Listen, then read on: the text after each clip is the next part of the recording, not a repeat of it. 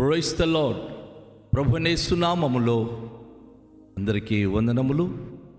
యేసయ్య మాటను ఈ కార్యక్రమాన్ని వీక్షించడానికి ప్రేమతోని మిమ్మను ఆహ్వానిస్తున్నాను. ఈ దినము యోహాను సువార్త 14వ అధ్యాయము 22వ వచనం నుండి 26 వచనాల వరకు మనము ధ్యానించుకుందాం. ఇస్కరియోతు యూదా కాని యూదా, ప్రభువా, నీవు లోకమునకు కాక మాకు మాత్రమే నిన్ను నీవు కనుపరుచుకొనుటకు ఏమి సంభవించినని అడుగగా, యేసు, ఒకడు నన్ను ప్రేమించినెడలా వాడు నా మాట గైకొనును, అప్పుడు నా తండ్రి వానిని ప్రేమించును, మేము వాని యొద్దకు వచ్చి వాని యొద్ద నివాసము చేతుము. నన్ను ప్రేమింపని వాడు నా మాటలు గైకొనడు. మీరు వినుచున్న మాట నా మాట కాదు, నన్ను పంపిన తండ్రిదే. నేను మీ యొద్ద ఉండగానే ఈ మాటలు మీతో చెప్పి తిని, ఆదరణకర్త అనగా తండ్రి నా నామమున పంపబోవు పరిశుద్ధాత్మ సమస్తమును మీకు బోధించి నేను మీతో చెప్పిన సంగతులన్నిటినీ మీకు జ్ఞాపకము చేయును. ప్రియ దేవునికి బిడ్డలారా, అద్భుతమైన విషయాన్ని ఇక్కడ మనము చూస్తున్నాం. ఇది సాధారణంగా ప్రతి మనిషిలో ఉన్నటువంటి ప్రశ్న. ఏమిటి ఆ ప్రశ్న అంటే, దేవుడు కొందరికే కనిపించడం, అందరికీ ఎందుకు కనిపించడము లేదు? దేవుడు అన్నవాడు అందరికీ కనబడాలి కదా, అప్పుడే కదా అందరూ నమ్ముతారు అని. యేసు ప్రభు వారి యొక్క శిష్యులలో యూదా అనే ఒక శిష్యుడు ఉన్నాడు. ఆయన ఇస్కరియోతు కాని యూదా. ఆయన మన పక్షంగా యేసయ్యకి ప్రశ్న వేశాడు, నువ్వు లోకమునకు కాక మాకు మాత్రమే నిన్ను నువ్వు కనుపరుచుకున్నటకేమి సంభవించినని అడిగి. తను ఎలాంటి అద్భుతమైన ప్రశ్న అడుగుతున్నాడంటే, అయ్యా, మాకు మాత్రమే నువ్వు కనిపించి లేక తండ్రిని చూపిస్తానంటున్నారు, లోకానికి ఎందుకయ్యా నువ్వు చూపించడానికి ఇష్టపడట్లేదు? అసలు ఏంటి దీంట్లో నా రహస్యము అని ఆయన అడిగినప్పుడు, నిజమే, ఈరోజు లోకంలో మానవ కోటి అంతటికి దేవుడు ఎందుకు కనబడడం లేదు? కొందరికే కనబడడానికి గల కారణం ఏమిటి? ఈరోజు దేవునికి అన్వేషించి మునులు ఋషులు తపస్సు చేయడానికి కొండల మీదకి, పర్వతాల మీదకి, హిమాలయ పర్వతాలకు, ఆయా ఒంటరి ప్రదేశాలకు వెళ్ళిపోవడానికి గల కారణం ఏమిటి అంటే, లోకముతో వారి బాంధవ్యాన్ని తెంచుకొని దైవముతో వారు ఒక బాంధవ్యాన్ని ఏర్పరచుకుంటున్నారు. దేవుని మాటలు వినాలి, స్వరం వినాలి, దైవ దర్శనం పొందాలన్న వాళ్ళు లోక సంబంధమైన నీచమైనటువంటి అన్ని కార్యకలాపాలను విడిచిపెట్టాలి. దేవుని కొరకు వారు పవిత్రమైన జీవితము కలిగి ఉండాలి. అందుకే యేసుప్రభు వారు అంటున్నారు, ఒకడు నన్ను ప్రేమించినలా వాడు నా మాట గైకొనును, అప్పుడు నా తండ్రి వానిని ప్రేమించును, మేము వాని యొద్దకు వచ్చి వాని యొద్ద నివాసము చేతుము. దేవుని మాటలు వినేటటువంటి వ్యక్తి దేవుని ప్రేమించాలి. దేవుని ప్రేమించే వ్యక్తి దేవుని మాట ప్రకారంగా జీవించాలి. అప్పుడే తండ్రి ఆ వ్యక్తిని ప్రేమిస్తున్నాడు. మానవ కోటిలో అందరే దేవుడు చెప్పినట్టుగా చేస్తున్నారు. అందరూ చేట్ల ఒకే సూర్యుడు, ఒకే చంద్రుడు అందరిపైన ఆయన ఉదయింపచేసిన, అందులో నీతిమంతులు ఎవరో, ఆ నీతిమంతులు ఎవరో ఆయన చూస్తున్నాడు. ఒక తల్లిదండ్రికి అనేక మంది పిల్లలున్నా అందులో తల్లిదండ్రి మాట వినే ఎవరో, మాట వినని వారు ఎవరో తల్లిదండ్రికి బాగా తెలుసు. ఈరోజు ప్రపంచంలో మానవ జాతిలో దేవుని మాట విని దేవుని ప్రేమించు వారు ఎవరో దేవునికి తెలుసు.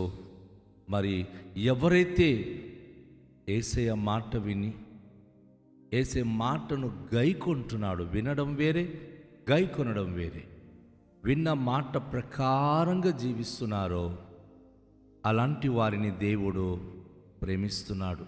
తండ్రి వానిని ప్రేమించును, మేము వాని యొద్దకు వచ్చి వాని యొద్ద నివాసము చేతుము. ఎంత అద్భుతమైన మాట అండి! మనము గనుక దేవుని మాట విని ఆ మాట చొప్పున చేయగలిగినప్పుడు తండ్రి మనను ప్రేమిస్తాడు.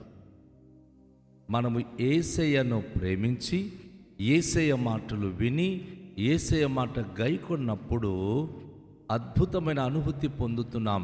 ఏమిటంటే తండ్రి అయిన దేవుడు మనను ప్రేమిస్తున్నాడు. ప్రేమించడమే కాదు, తండ్రి కుమార పరిశుద్ధాత్మ దేవుడు ఆ వ్యక్తిలోనికి వచ్చి నివాసము చేస్తారు. ఆ వ్యక్తి యొక్క స్థితిగతులు, ఆ వ్యక్తి యొక్క మనోభావాలు అంతా కూడా మారిపోతుంది. ఆ వ్యక్తి యొక్క జీవిత విధానాలలో మార్పు కనిపిస్తుంది. దైవ స్వభావము కలిగిన వారై, దేవుని పోలిన వారై వారు జీవించడానికి అతి భాగ్యవంతులుగా వారు బ్రతుకగలరు. దైవముతో సమానమై జీవించినప్పుడు దేవుడు ఎవరి హృదయంలో నివసిస్తున్నారో వారు మాట్లాడినా, వారు పనులు చేసినా, అనేక మంది ప్రజలు వారిని చూచినప్పుడు దేవుడు లాంటి వారండి అంటారు. దేవుడు లాంటి వారండి అంటారు. కారణం ఏమిటంటే తండ్రి కుమార పరిశుద్ధాత్మ దేవుని యొక్క త్రిత్వము ఆ వ్యక్తిలో నివసిస్తుంది. దైవ గుణ లక్షణాలలో వారి జీవిత అనుభూతులు మారిపోతుంది.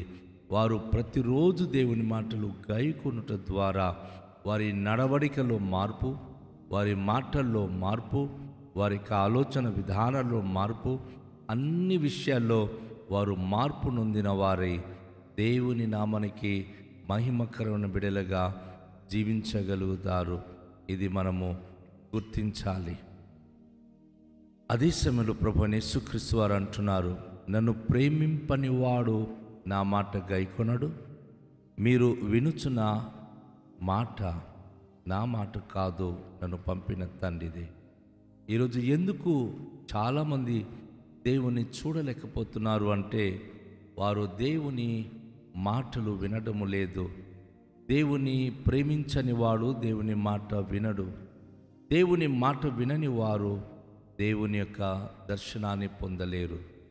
యేసుప్రభువు అందుకే అంటారు, హృదయ శుద్ధి గల వారు ధన్యులు, వారు దేవుని చూచెదరు. అవును, మన హృదయము పవిత్రపరచుకొని దేవుని మాటలు విని దేవుని మాటలు గైకొనడం ప్రారంభించగలిగితే ఆయనలో మనం నిలిచి ఉంటాం. ఆయనను ప్రేమించి ఆయన మాటలు గైకొన్నప్పుడు తండ్రి కుమార పరిశుద్ధాత్మ దేవుడు మనలో ఉంటాడు. అయితే చాలామంది దేవునికి ప్రేమించరు, ఆయన మాటలు వినరు, కనుక వారు దైవ దర్శనం పొందలేరు. దేవుని దర్శనము నిమిత్తము వారికి నచ్చిన విగ్రహాలు చేసి దానిని వారు దైవంగా భావించుకుంటున్నారు. కానీ దేవుడు ఒక విగ్రహాలలో ఉన్నాడు. దేవుడు ఒక ప్రతిమ రూపంగా ఆయన ప్రత్యక్షము కాడు. దేవుడు ఆత్మస్వరూపి. దేవుడు ఆత్మస్వరూపి. ఎందుకంటే ప్రభువే ఆత్మ అయ్యున్నాడు. ఆత్మ ఎవరికి కనబడదు, కానీ మనుష్య ఆత్మలో దైవ ఆత్మ ఉన్నప్పుడే అసాధారణమైన వ్యక్తిగా సామాన్యమైన మనిషి కూడా మారిపోయి ఆయన దేవునితో సమానమైన కార్యములు చేయగలడు. దైవము పోలిన వాడై బ్రతకగలడు. దేవుడు కోరేది అట్టి మనుషులు దేవుని మాట వింటూ దేవుని ప్రేమిస్తూ దేవుడు ఆయన సన్నిధి కలిగిన వారు, దేవుని మాట చొప్పున వారు సమస్త కార్యములు చేయగలరు. కనుక ఈరోజు లోకంలో అనేక మంది ఉండి వారు యేసయ్య మాట వినకుండా యేసయ్యను వారు దూరం అవుతున్నారు.